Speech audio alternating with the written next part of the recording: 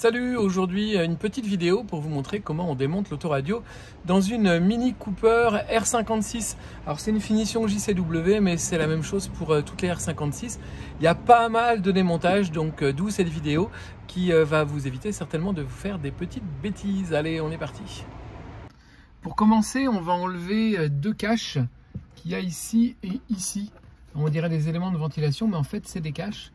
Donc il suffit de les enlever.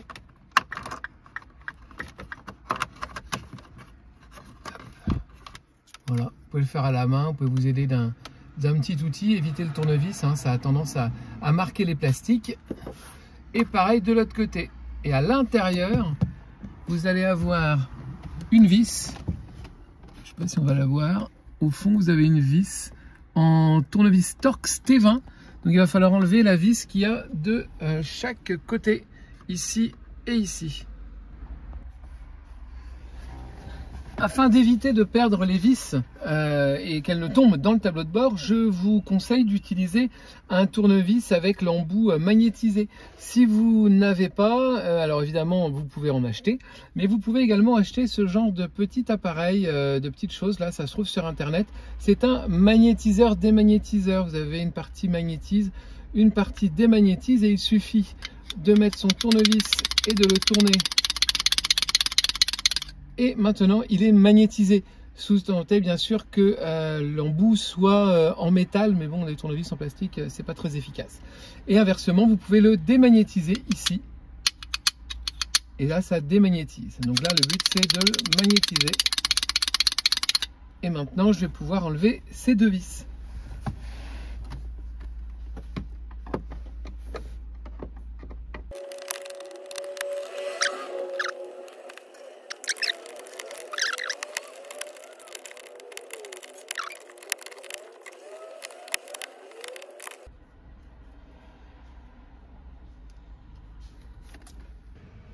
Alors ensuite, on va démonter le contour. Pour cela, on va baisser le volant au maximum. Avec le taquet de réglage du volant, vous le baissez au maximum. Et on va aller enlever les deux vis qui sont derrière. Ici, et il y en a une un peu plus loin, là-bas. Donc là, on utilise toujours un Torx, mais un Torx en T30.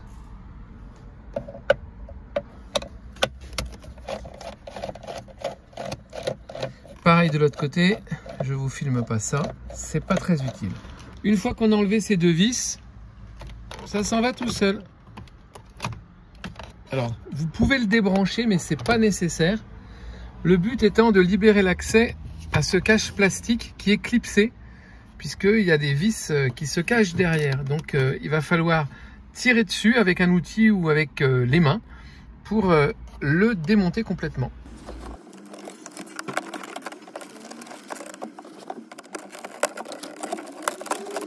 Sur cette pièce, vous avez différents points de prise. C'est donc cela qu'il faut retirer. Ça nous donne accès à des vis autour de la ventilation et donc ça nous intéresse d'enlever les deux vis qui sont ici.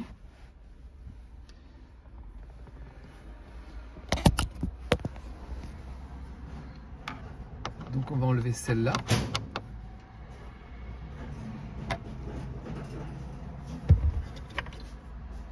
On va retirer donc cette vis. C'est toujours du Torx en T20.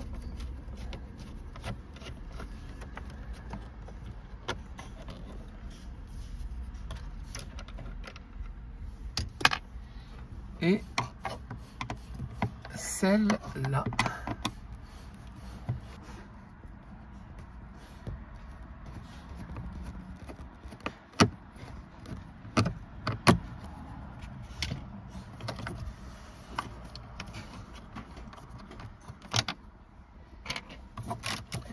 Et vous voyez que ça commence un petit peu ici à bouger. On va maintenant aller chercher la même chose de l'autre côté.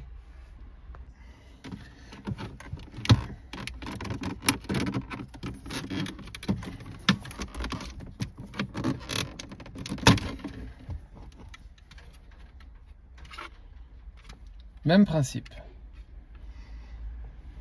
Sur certains modèles, vous avez une boîte à gants secondaire ici, parce qu'il y a quand même pas mal de place. Bon, bah là, il n'y a pas l'option. Mais évidemment, si vous avez la boîte à gants secondaire, c'est pareil. Vous ouvrez la boîte à gants et pour vous donner l'accès à ces différentes vis, il y aura un cache à enlever. Et vous avez accès aux deux mêmes vis que de l'autre côté. Donc toujours du T20. Une première vis. Et une deuxième.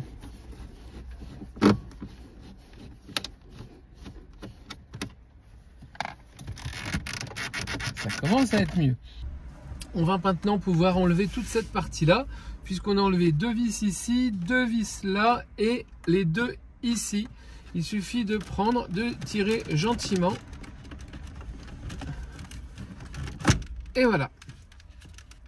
Pour se simplifier la vie, on peut débrancher le petit connecteur du warning qui est juste ici.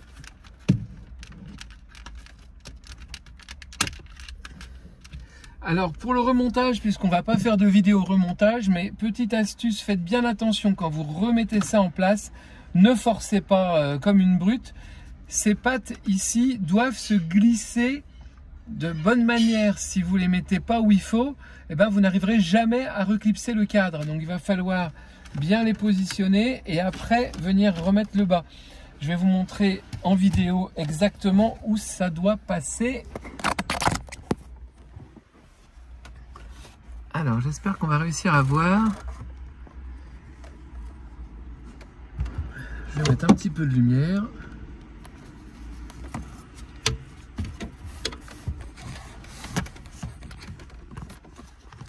Donc là, on est juste au-dessus du compteur de vitesse. Et donc, ces longues pattes qui sont ici et là, vont devoir se glisser là où il y a la vis qui tient, c'est-à-dire que vous avez là, juste là. Donc si vous glissez mal, elle va venir s'enquiller en dessous et forcément vous n'irez pas plus loin. Vous devez être au-dessus et ça doit venir se glisser là. Donc ça, il y a un petit peu de tension, donc il faut bien viser entre ces deux parties-là et une fois que c'est dedans, il faudra pousser pour que ça clippe. Et vous n'aurez plus qu'à remettre les deux vis. Voilà, c'est de la petite astuce pour le remontage. On va maintenant s'attaquer à la partie basse. Donc pour ça, on va démonter plutôt dans le bas. Il va falloir retirer ce cache. Puis retirer les côtés.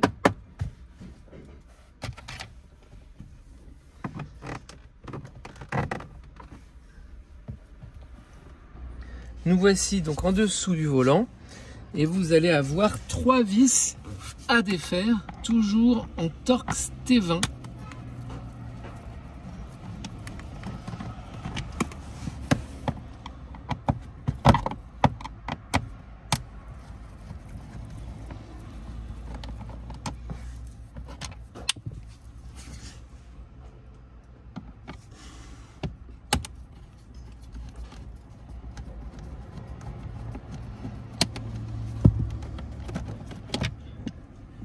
Il ne reste plus qu'à tirer.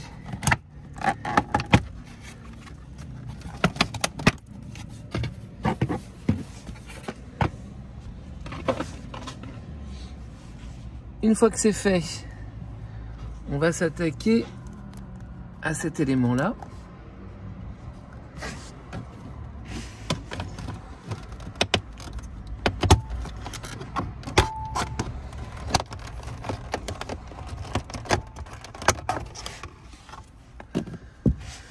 Et on va enlever une vis ici.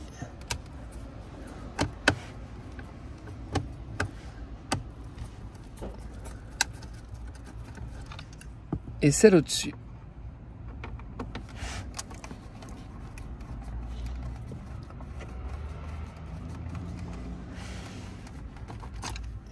Et on passe de l'autre côté.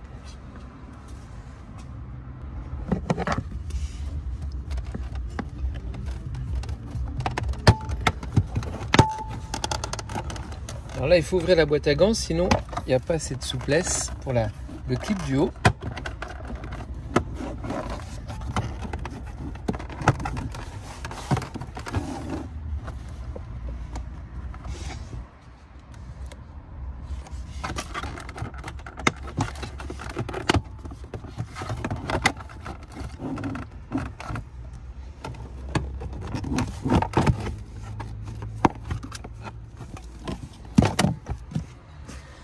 Et on retrouve les mêmes vis.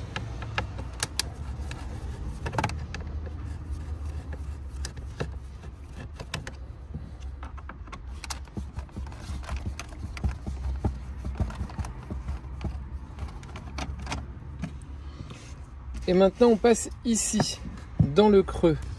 On va retirer le cache.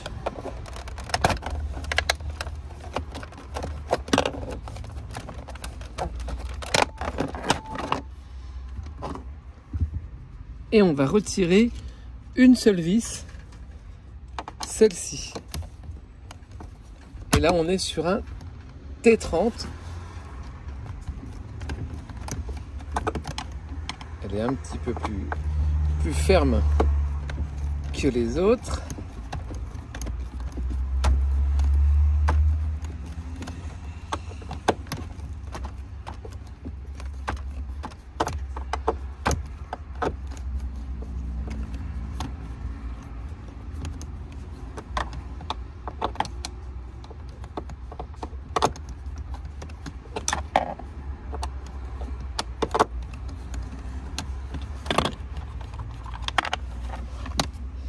Alors pour ceux qui suivent nos vidéos, vous pouvez voir à côté notre petite Tess qui a bien grandi depuis les premières vidéos. Salut Tess. Tu dis bonjour à nos followers? Tu dis bonjour à nos followers? Tu dis bonjour?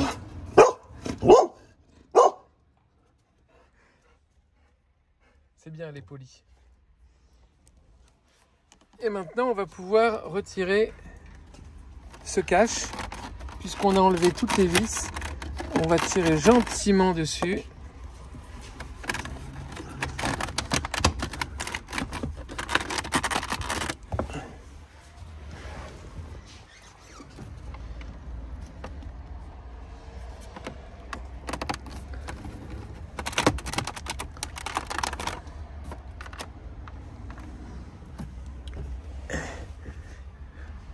Maintenant, on va retirer cet élément-là. Il y a une vis ici, et il y en a 3 en dessous.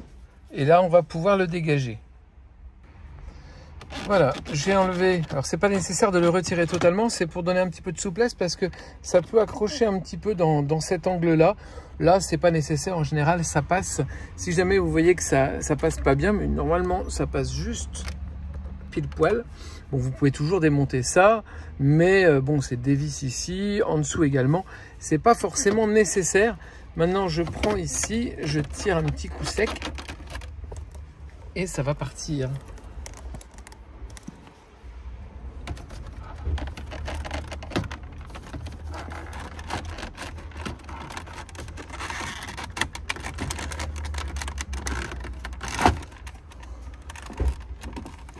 Donc il y a un connecteur à enlever juste derrière qui empêche le retrait, c'est assez court, juste de quoi passer la main.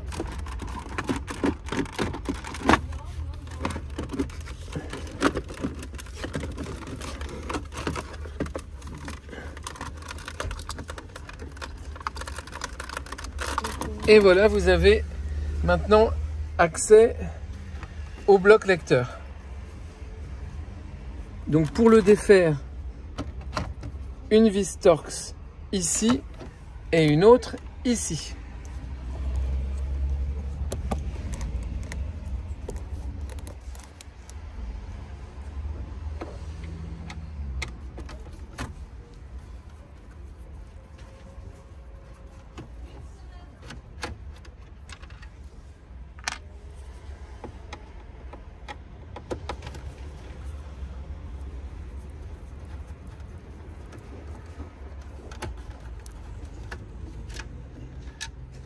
Une autre vis là et de l'autre côté.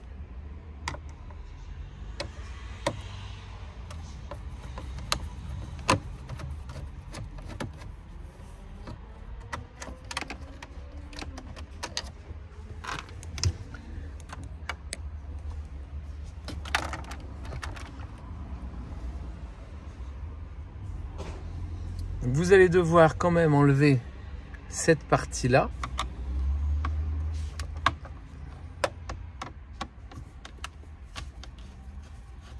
vous avez une vis, une deuxième à côté.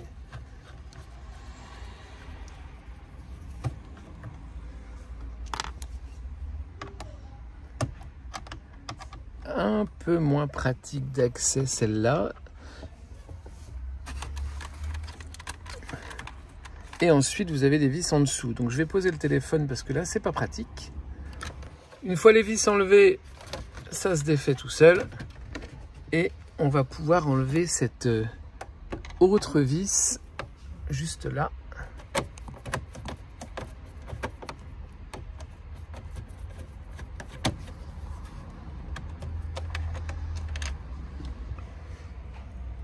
On repart au-dessus du compteur pour une petite vis encore, celle-ci qui tient bien le compteur.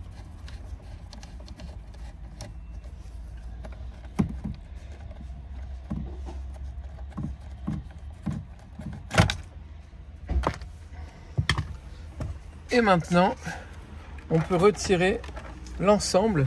Tout va venir en même temps. Après, ça se sépare.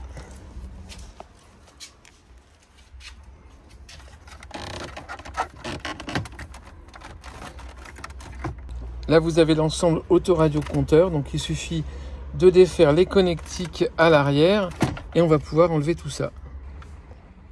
Une fois que tous les connecteurs sont débranchés, on peut l'enlever. Donc maintenant, tout dépend de l'intervention que vous avez à faire. Si vous devez changer le compteur, il faut le désolidariser de la partie autoradio, de la même façon que si vous voulez changer l'autoradio, par un nouveau bloc. Et donc pour cela, c'est pas compliqué, hein. Vous avez à l'arrière encore deux petites vis et puis les deux se séparent. Voilà.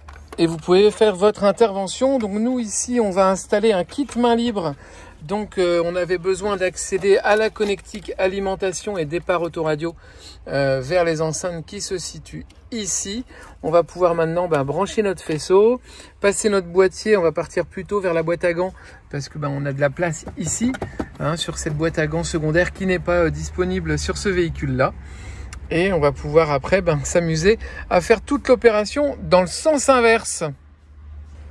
Alors un des avantages, et peut-être un des seuls avantages de faire une installation sur cette voiture, c'est que hormis la grosse vis Torx T30 qui vient ici et les deux autres vis Torx T30 qui viennent au-dessus là, vous avez deux modèles de vis seulement.